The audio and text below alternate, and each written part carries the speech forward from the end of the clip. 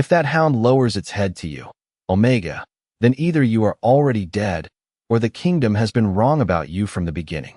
The warning sliced through the royal kennels a heartbeat before the iron doors shuddered under a force no living handler dared to name. Emily Harper froze with both hands sunk in a basin of icy laundry water, her thin gray sleeves soaked to the elbows, her breath caught somewhere sharp and painful behind her ribs. Rain hammered the roof above her. The storm outside had turned the stone corridors of Blackwood Keep into rivers of shadow and silver light, but nothing in the thunder sounded as dangerous as the low scrape of claws approaching from the dark. Every servant in the washroom went still. Someone whispered, "Grim." The name alone seemed to steal warmth from the room. The Alpha King's War Hound was not a pet, not a guard dog, not a beast trained for parades and pretty chains. Grim was the midnight black monster that slept beneath the royal kennels behind 3 locked gates. The creature even seasoned alphas lowered their eyes around. The hound said to understand commands only when they came from King Nathaniel Blackwood himself. Emily had seen him only once before, through iron bars, a huge shadow with gold eyes and a muzzle scarred by old battles. And even then the handlers had shoved her away, as if a weak Omega breathing too close to him might offend the throne. Now the first door bent inward. The second groaned. The third burst open with a sound like winter cracking across a frozen lake. Servants scattered. Guards rushed in with polished spears and shaking hands. Emily should have moved with them. She should have pressed herself against the wall, lowered her face, remembered her place. Weak Omega, broken girl, kennel servant, dead weight in a kingdom built for fangs, crowns, and command. But then Grim stepped into the lamplight, and Emily forgot how to be afraid. Not because he looked gentle. He did not. He was enormous, rain streaming from his black coat, his golden eyes burning with a terrible, intelligent urgency. The air around him smelled of storm clouds, cold pine, and panic held on a leash. Between his jaws, held with impossible care, was a tiny silver pup. The little one hung limp against him, its pale fur marked with dark streaks from the storm, one small paw trembling as if still trying to run through a nightmare. A guard shouted, "Back away from it." Another lifted his spear. Grim's growl rolled through the stones, deep enough to make the hanging lanterns tremble. Yet he did not lunge. He did not snap.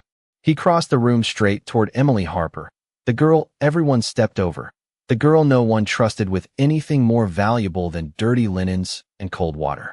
Emily's heart beat so hard it seemed to bruise her from the inside. "No," Beta Marcus Vale barked from the doorway, his voice sharp with royal authority. "Do not touch royal blood, Omega. One mistake, and you hang for it." Lady Vanessa Ashford stood behind him in a velvet cloak untouched by rain, her pale mouth curving as if Emily's fear amused her. "Let the real healers come," she said. "A weak little thing like her will only make it worse." But the pup made a sound then. Not a growl, not a cry.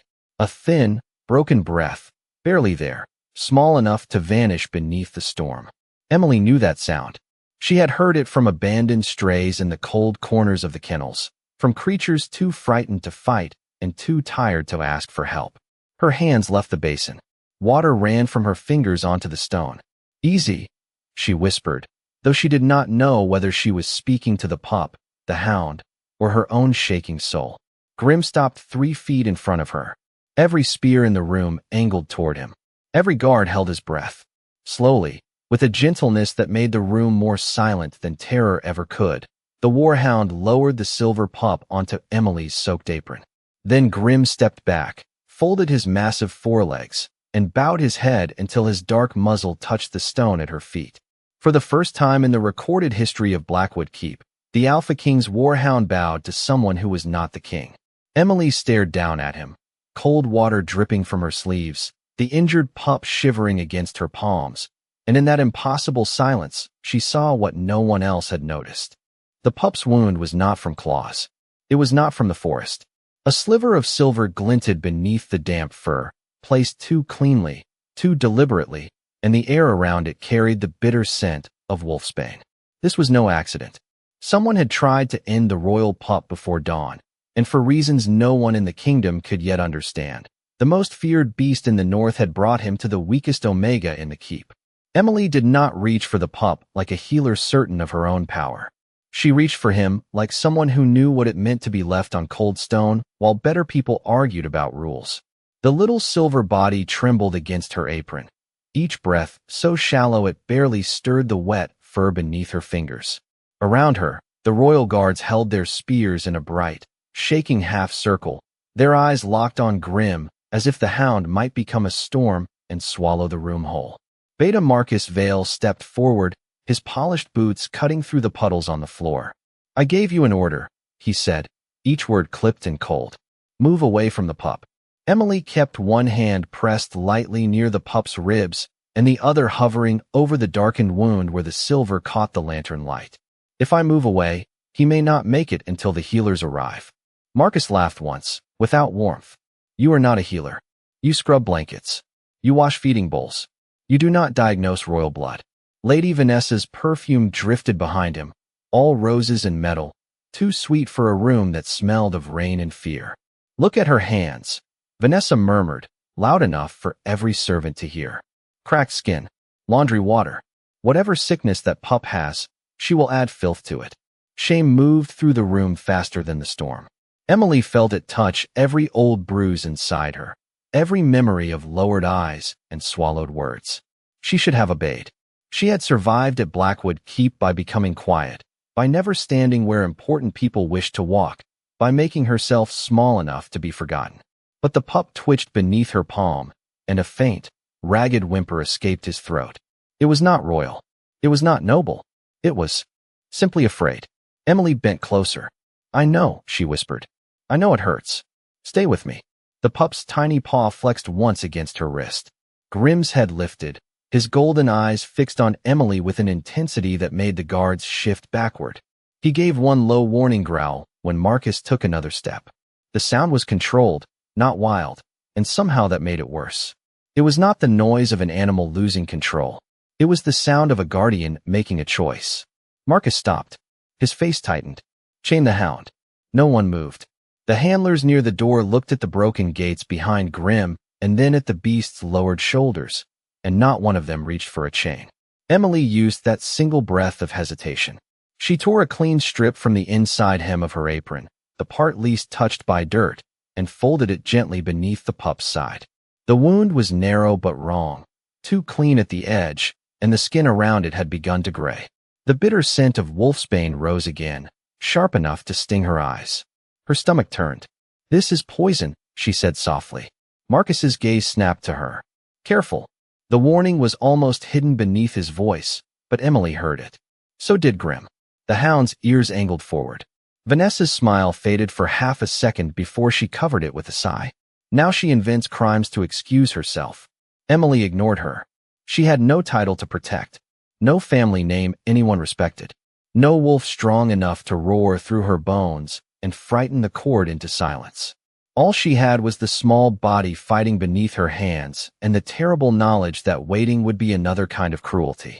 "I need warm water," she said. No one answered. She looked up, eyes bright with fear but steady. "Now." A kitchen girl near the laundry shelves startled as if awakened from a spell, grabbed a copper basin, and ran. Marcus's jaw hardened. "You will regret this." Emily looked down at the pup. "Maybe," she whispered.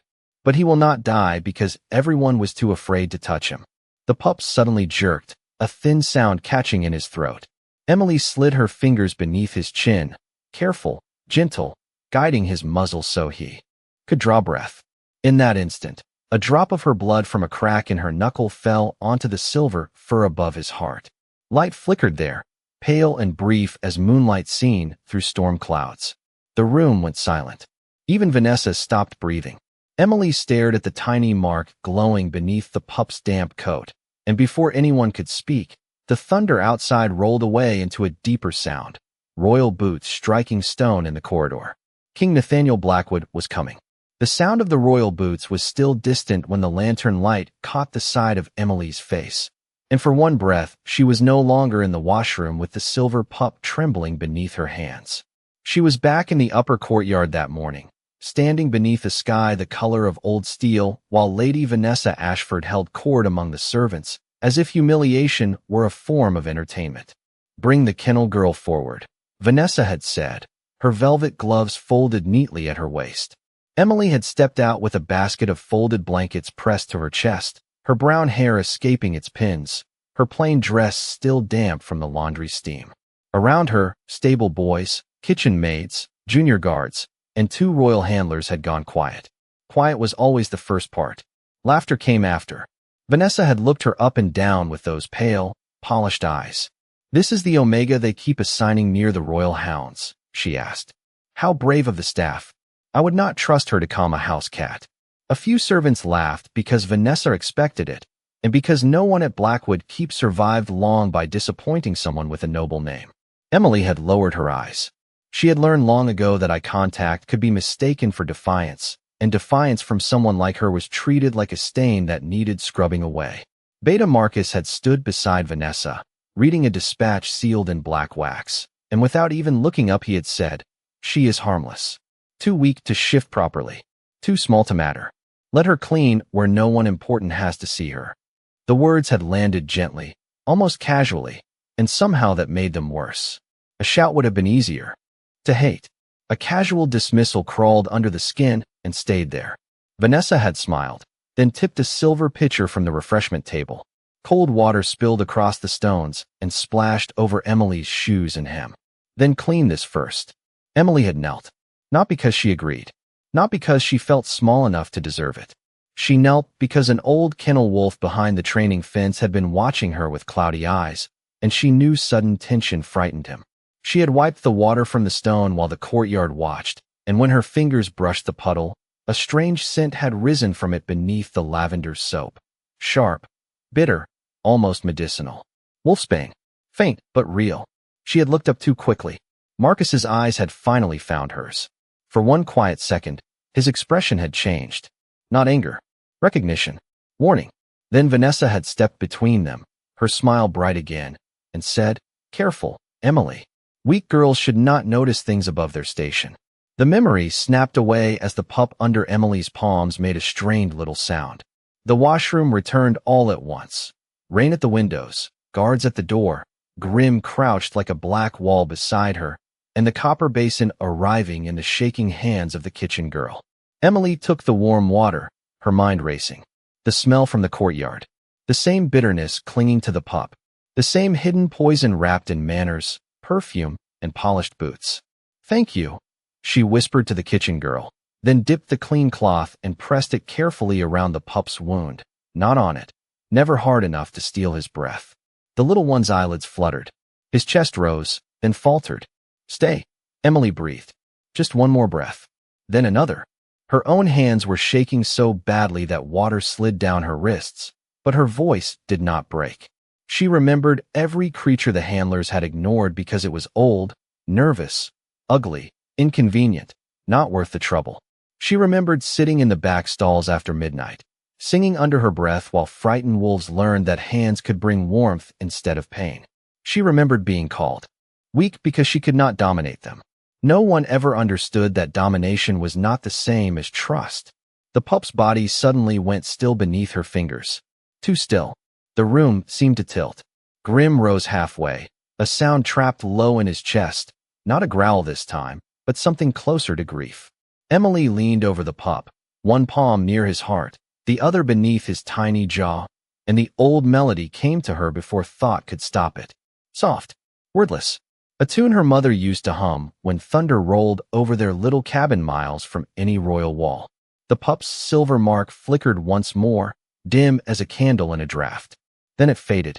Emily felt the royal presence reach the doorway before she saw him. The guards bent their heads. Marcus went silent. Vanessa stepped back. King Nathaniel Blackwood had arrived, and the pup in Emily's hands had just stopped breathing. For one suspended second, no one moved. Not the guards with their spears angled toward Grim. Not Lady Vanessa with one gloved hand pressed to her throat. Not Beta Marcus, whose face had gone carefully blank. Even the storm seemed to hold its breath against the high windows. Emily felt the pup's stillness beneath her palms, terrible in its quiet, and every rule in Blackwood Keep fell away. She did not think about rank. She did not think about punishment. She did not think about the king standing in the doorway with an aura so heavy it made the lantern flames lean away from him. She only thought, no, not this little one, not here, not after he had fought so hard to reach her. She slipped 2 fingers beneath the pup's small chin, opened the airway the way she had done for kennel pups born too early in the winter litters, and bent close enough for her whisper to touch his damp fur. "Come back," she said, her voice shaking but clear. "You are not done yet." King Nathaniel Blackwood crossed the threshold, and the room changed around him. He was taller than the stories made him, dressed in black riding clothes darkened by rain at the shoulders, his dark hair wind-tossed, his amber eyes fixed on the pup with a focus sharp enough to cut through silence. No crown sat on his head. He did not need one. Every servant lowered their gaze as if their bodies remembered obedience before their minds could choose it. "What happened?" he asked. His voice was low, controlled, and more frightening than shouting would have been. Marcus bowed at once. "Your Majesty, the War Hound breached containment and brought the pup here." This Omega interfered before authorized healers could arrive. Emily did not look up. She counted the pup's shallow attempts to return, one hand steadying his chest, the other reaching for the tiny glint of silver lodged beneath the wet fur. The metal was small, no longer than a sewing needle, but the skin around it had turned cold and gray. "Do not touch that," Marcus snapped. Emily grasped the sliver with the edge of the clean cloth. It burned through the fabric, a cold sting that bit into her fingers, but she pulled it free with one smooth motion and dropped it into the empty basin.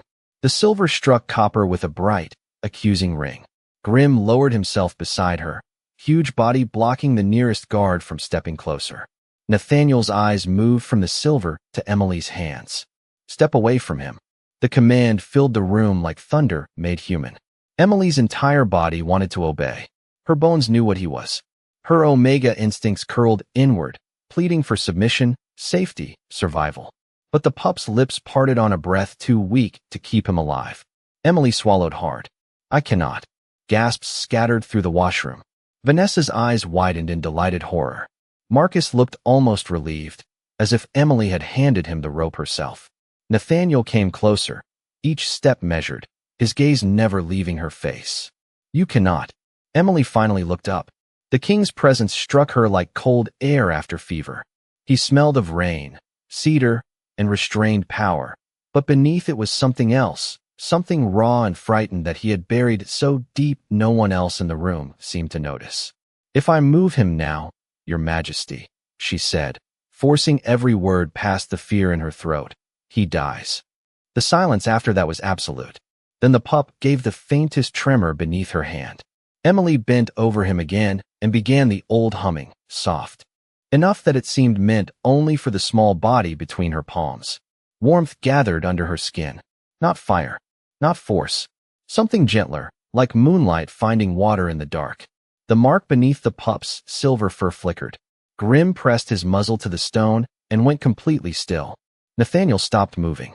His eyes sharpened, not with anger now, but with recognition he did not want to name. "His name is Milo," he said quietly, and for the first time the king sounded less like a ruler and more like someone standing at the edge of loss. Emily did not ask why a royal pup had been hidden in a warhound's jaws or why the king's face had gone so pale.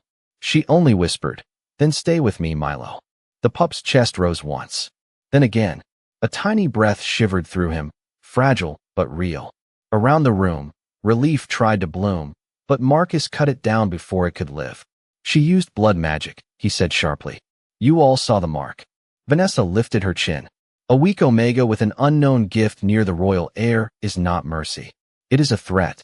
Nathaniel looked at Grim, still bowed beside Emily, then at the pup breathing in her hands, then at the silver in the basin. His jaw tightened. "Clear the hall." No one understood at first. Then his voice dropped colder. "Now." Servants fled. Guards retreated. Marcus and Vanessa remained only because rank made them foolish. Nathaniel's gaze returned to Emily, unreadable and dangerous. "You will bring the pup to Obsidian Hall," he said, "and you will not leave my sight until I know why my war hound trusted you before he trusted anyone else." Obsidian Hall was not built for mercy. It was built to make the powerless remember the size of the throne. The ceiling vanished into shadow above black stone pillars, each one carved with the names of kings who had won their crowns through command, not kindness. Torches burned blue along the walls, their light sliding over polished floors cold enough that Emily felt the chill through the thin soles of her shoes. She walked at the center of the hall with Milo wrapped in a clean wool blanket against her chest, his tiny breaths brushing her wrist in uneven little bursts. Grim moved beside her without chains, a silent mountain of black fur and watchful gold eyes, and every noble who had gathered for the emergency council leaned away as he passed. Emily kept her gaze on the pup because if she looked at the court, she might remember that she was still wearing a soaked gray dress, that her sleeves were stained from laundry water and storm rain, that people like her were usually summoned here only to be blamed. King Nathaniel walked a few paces behind her, close enough that the pressure of his presence made the back of her neck prickle, distant enough that no one could mistake his silence for protection. Not yet. The throne waited at the far end, black wood and silver antlers rising beneath the royal banners. Marcus took his place near the council steps, his expression sharpened into official concern. Vanessa stood beneath the left torch row, velvet cloak gathered elegantly around her, as if she had arrived for a winter gala instead of a trial. "Your Majesty," Marcus began, voice carrying through the chamber. "The facts are plain. A low-ranking Omega was found alone with a royal pup, an unauthorized silver object, and the War Hound outside lawful restraint. We cannot ignore the possibility of manipulation." A murmur moved through the nobles like dry leaves. Emily tightened her hold on Milo. The pup stirred, gave a weak little sound, and settled only when her thumb traced slow circles over the blanket. Vanessa saw it. Her eyes narrowed, then softened into false pity. "No one wishes to be cruel," she said, which meant cruelty had already chosen its dress. "But royal blood is sacred. A servant with an unknown influence over the heir and the king's own hound is not a miracle. It is a danger wearing a frightened face." Emily felt the word strike, but she did not lower her head. She had lowered it too many times and watched the truth walk past her unnoticed. Nathaniel ascended the first step of the dais, but did not sit. "Bring the healers." 3 royal healers entered in white coats embroidered with silver thread. The eldest, Dr. Penrose, approached Emily with careful hands and a careful smile that did not reach his eyes. "Give him to me, child." Grim's lip lifted slightly. A dozen guards shifted. Nathaniel's voice cut through the tension. "Grim, hold." The hound obeyed, but his eyes stayed fixed on the healer. Emily swallowed and loosened the blanket. "Be careful with his breathing." Dr. Penrose gave her the kind of look adults give children who speak out of turn. "I have delivered heirs and treated alpha wounds for 30 years. He lifted Milo from Emily's arms. For 2 seconds, nothing happened. Then the pup's body tightened. His breath caught. The silver mark hidden beneath his fur flashed once and went dim. Emily stepped forward before anyone could stop her. "He is reacting to the distance." Marcus scoffed. "Convenient." Dr. Penrose adjusted the blanket, then frowned. Milo gave a thin, frightened whimper. Grim rose to his feet. The court recoiled as one. "Your Majesty," the healer said, voice now less certain. "His pulse is falling." Emily did not wait for permission. She reached out and touched 2 fingers to Milo's tiny paw. The pup's breath eased almost instantly. The change was so clear, so impossible, that even the whispers died. Dr. Penrose stared at her hand as if it had rewritten a law of nature. Vanessa's face paled beneath the torchlight. Marcus recovered first. That proves dependency, not innocence. Whatever she did in that washroom has bound him to her. Emily looked at the king then. Truly looked. Nathaniel's expression remained carved from winter, but his eyes had changed. They were no longer fixed on the accusation. They were fixed on Milo breathing beneath her touch. "Remove her hand," Marcus demanded. "Let the court see what happens without interference." Emily's heart turned cold. "He is not evidence," she said quietly. The hall inhaled. A weak Omega had corrected the council in front of the throne. Marcus's mouth hardened. "Chain her." 2 guards stepped forward with silver cuffs. Grim moved before they could reach her, not attacking, not breaking the king's order, only placing his body between Emily and the chains. The hound lowered his head, not in submission this time, but warning. Nathaniel descended 1 step from the dais, his voice low enough to freeze. "Every breath in the hall. No one touches her until I understand why the heir lives only when she does." The silver cuffs never reached Emily's wrists, but the sound they made as the guards lowered them still seemed to echo through Obsidian Hall. It was a small sound, metal against metal, yet Milo flinched as if the entire room had become a cage. His tiny body tightened in Dr. Penrose's arms, his breath shortening again, his little paws curling into the blanket.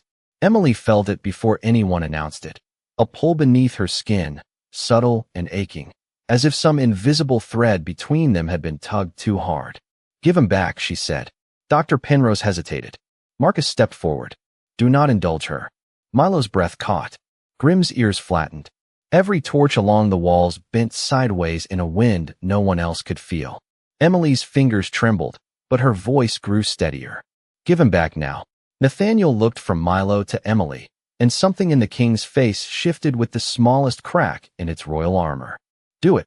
Dr. Penrose obeyed at once. The moment Milo was placed against Emily's chest, he gave a faint gasp and pressed his face into the hollow of her shoulder as if he had found the only warm place left in the world. A murmur swept through the court. Vanessa's eyes flashed, but she recovered with a graceful lift of her chin. Dependency can be manufactured. Old blood tricks. Low magic. We have all heard the stories. Then you have heard them badly, Emily said before fear could lock her mouth shut. The hall went still. She felt Nathaniel's gaze cut to her, sharp and unreadable, but she kept her eyes on Milo. The pup was not simply frightened. His heartbeat came unevenly beneath her palm, skipping like a lantern flame in a draft. Something was still inside him, hidden where the silver had been, not a blade now, not a wound, but a cold residue clinging to the edges of his breath. Poison did not always leave when the metal left. Sometimes it stayed like a bad memory. "There is wolfsbane in him," Emily whispered. Dr. Penrose drew closer despite himself. The sample from the basin was silver. Silver carried it. Emily stroked Milo's damp fur back from his brow. "It is in the blood now, but not deep enough to win if we keep him warm and calm." Marcus laughed under his breath. Listen to her. A washroom girl correcting royal medicine. Nathaniel did not look at Marcus. "Can you save him?" The question struck Emily harder than any insult.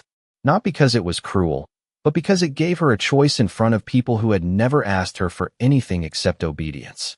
She looked at Milo, at the mark flickering weakly beneath his pale fur, at Grimm standing like a shadow made loyal, at the king who held an entire kingdom in his silence and still could not command this child to breathe.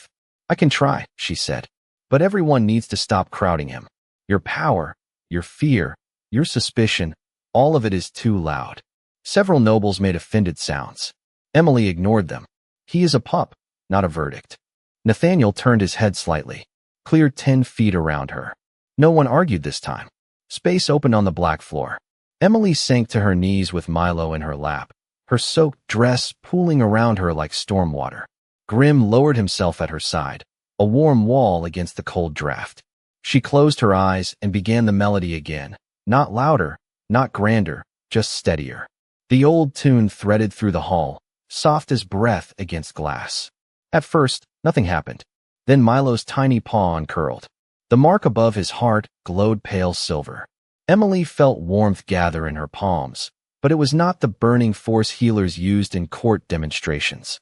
It was gentler, older, the kind of warmth that came from being held through a long night and not abandoned before morning. The torches dimmed. Somewhere beyond the walls, a wolf answered with a low, mournful howl. Then another. Then dozens, from the kennels, the outer yards, the forests beyond Blackwood Keep. The sound rolled toward Obsidian Hall until the very stones seemed to listen. Dr. Penrose whispered, "That is not ordinary healing." Vanessa went white. Marcus's hand slipped toward his coat pocket and stopped only when Grimm's golden eyes moved to him. Emily opened her eyes.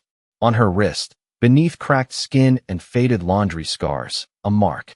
Bloomed in silver light. A thin crescent moon wrapped around a tiny paw print. The court stared as if a ghost had stepped out of a children's story. Nathaniel descended the last step from the dais, his face unreadable, but his wolf shone behind his eyes like sunrise behind storm clouds. Milo inhaled fully for the first time since Grimm had carried him through the storm. Then the pup opened his eyes, looked up at Emily, and spoke one small word in the ancient wolf tongue that every noble understood, but no pup should have known. Safe. The word safe did not fade when Milo said it. It stayed in the air like a verdict none of the council had prepared to hear. Nobles who had mocked Emily only minutes before now stared at the silver mark on her wrist, as if it were a door opening beneath their feet. Dr. Penrose stepped back with both hands raised, not in fear of Emily, but in awe of something older than his books. Grim remained pressed beside her, massive head level with her shoulder. Every line of his body pointed toward the court. Emily should have felt triumphant. Instead, she felt the poison. Not in Milo now, not only there. It was in the room, threaded through perfume, polished leather, and careful lies. Her gaze moved to Lady Vanessa first. The noblewoman's face had gone pale beneath the blue torchlight, but her eyes were not fixed on Milo. They were fixed on the mark on Emily's wrist.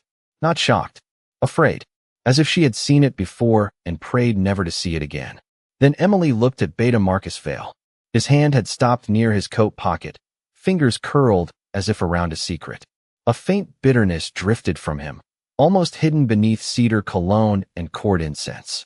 Wolfsbane, the same sharp scent from Vanessa's spilled pitcher that morning. The same bitter thread that had clung to the tiny silver sliver in the pup's wound.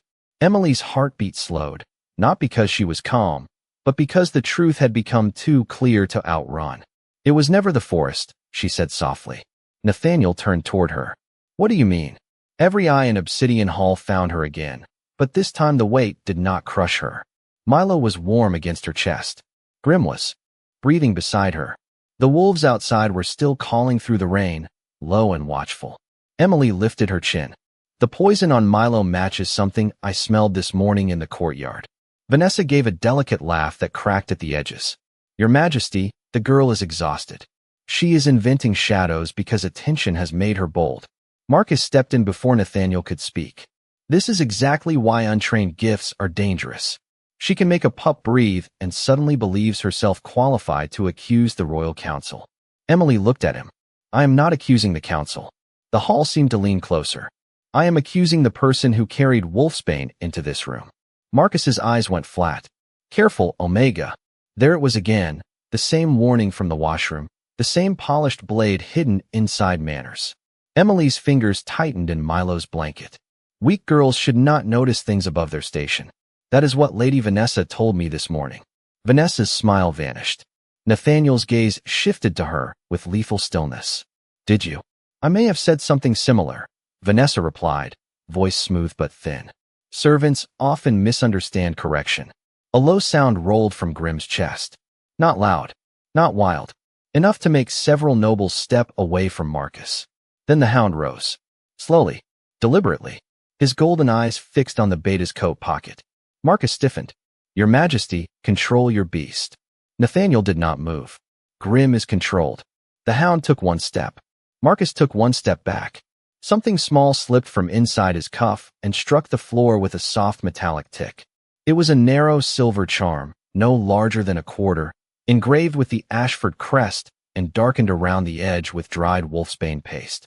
The hall fell into a silence so complete that Emily could hear Milo's tiny breath against her collarbone. Vanessa stared at the charm as if hatred alone might make it disappear. Marcus bent too quickly, but Grim placed one enormous paw over the charm before he could reach it. No force, no attack, just ownership. The court understood at once.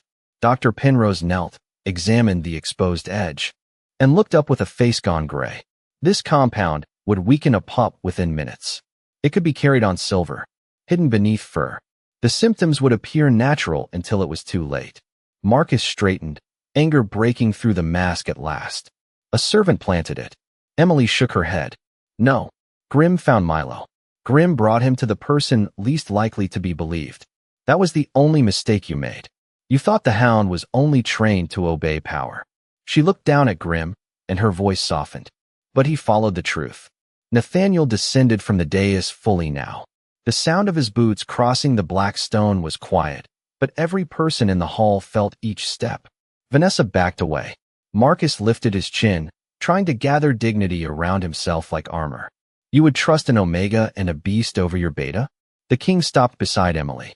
For the first time, he stood close enough that his shadow covered her without swallowing her. No, Nathaniel said, his voice colder than the rain outside. I will trust the heir who called her safe, the hound who brought him to her. and the poison you carried into my hall."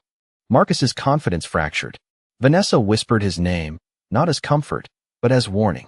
Emily felt Milo stir, then nuzzle deeper into the blanket. The silver mark on her wrist brightened once, answering the pup's steady breath. Grim lifted his head from the charm and turned toward the court doors. Outside, the wolves stopped howling all at once.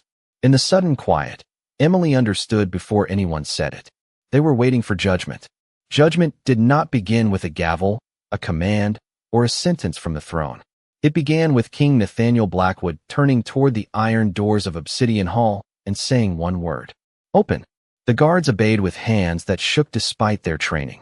The great doors swung inward, and the storm rushed in with the scent of wet pine, cold stone, and hundreds of waiting wolves. They stood beyond the steps of the hall in the rain, filling the courtyard from the fountain to the outer archway, silent as carved shadows, their eyes reflecting the blue torchlight.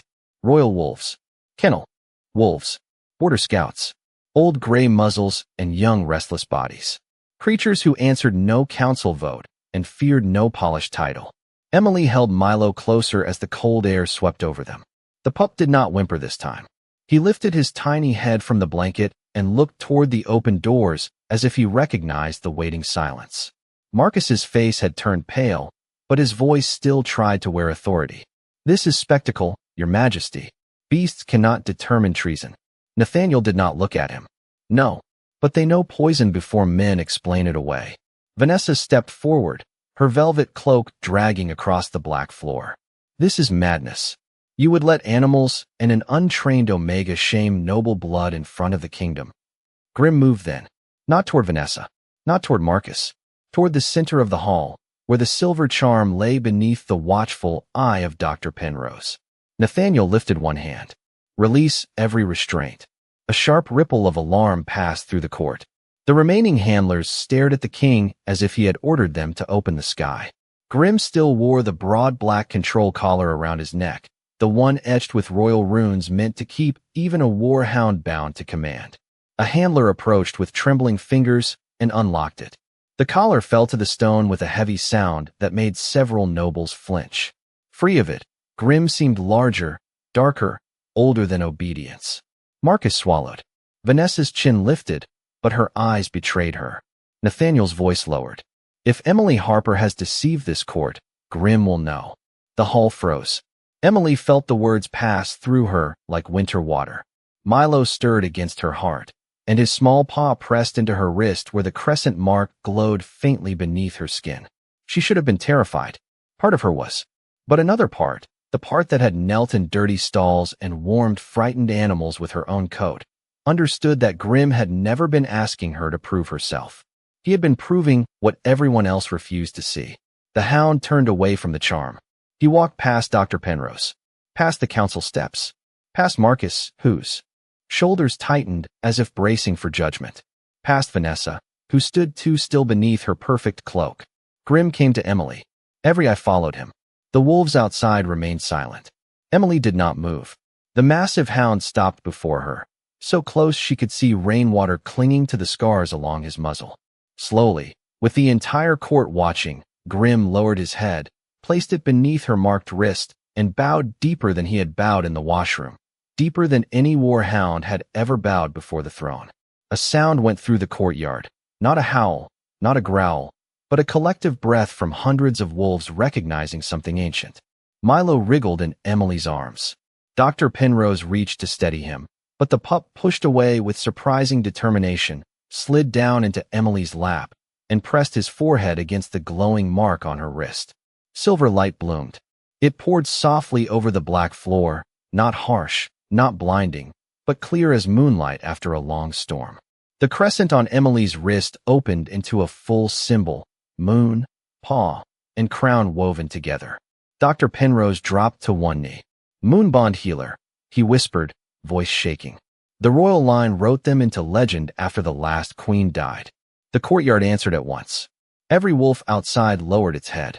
One by one, nobles who had laughed at Emily found themselves standing above a sea of bowed wolves. Vanessa stumbled back as if the sight had struck her harder than any accusation. Marcus looked toward the side doors, calculating escape, but the wolves had already filled the archways. Nathaniel stood before Emily now, and the mask of the untouchable king had finally broken enough for truth to show through. His amber eyes moved from Milo, alive and breathing, to Grim bowed at her feet, to the mark shining on her wrist. When he spoke, his voice carried to every corner of Obsidian Hall. The kingdom called her weak because she would not dominate what was frightened. My hound knew better. My heir knew better. He descended the final step and lowered himself to one knee before her. The court stopped breathing. Emily stared at him, unable to move, unable to understand how the floor that had always felt beneath everyone else's feet had become the place where a king knelt. Nathaniel bowed his head, not to shame himself, but to honor what had saved his bloodline. Emily Harper, he said, Blackwood Keep was wrong about you. The king's words did not erase the years Emily had spent being overlooked, but they changed the shape of the silence that followed her. No one laughed. No one whispered dead weight. No one told her to lower her eyes.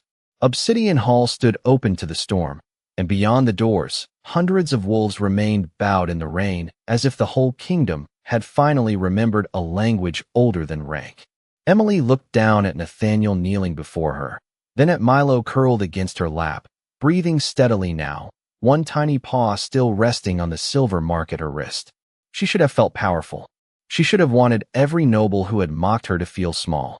But all she felt was the soft rise and fall of a rescued child against her hands, and the weight of Grim's great head resting near her knee, trusting her completely. Please stand, Your Majesty, she said, her voice quiet but carrying through the hall. Milo needs warmth more than I need anyone kneeling. Something passed over Nathaniel's face then, not surprise exactly, but recognition, as if her mercy had answered a question his crown had never known how to ask. He rose. Dr. Penrose, he said without looking away from Emily. Prepare the royal nursery. She goes with him. Marcus made a sound of protest, but it died before becoming a word when two guards stepped beside him. Nathaniel turned at last, and the cold returned to his voice. Beta Marcus Vale, you carried poison into my hall and endangered royal blood. You will be held for formal judgment under pack law. Marcus's mask broke fully then, showing not regret, but the panic of a man who had believed himself too important to fall. Vanessa backed away from him as if distance could cleanse her own guilt. Nathaniel's gaze found her next. Lady Vanessa Ashford, your crest marked the charm. Your house will answer for it. Until then, your candidacy is revoked, your privileges suspended, and your movements confined to the East Wing under guard. Vanessa's face went white with fury, but the wolves outside lifted their heads at the same moment, and whatever words she had planned withered in her throat. Emily did not watch them being led away. Punishment did not warm Milo. Shame did not heal a child. She gathered the blanket more securely around him, and when Grim nudged her elbow with a careful whine, she smiled despite the exhaustion making her bones feel hollow. You did well, she whispered to the hound. You found help when everyone else was looking for permission. Grim blinked slowly, then pressed his scarred muzzle into her palm. The court saw it. The handlers saw it. The king saw it most of all.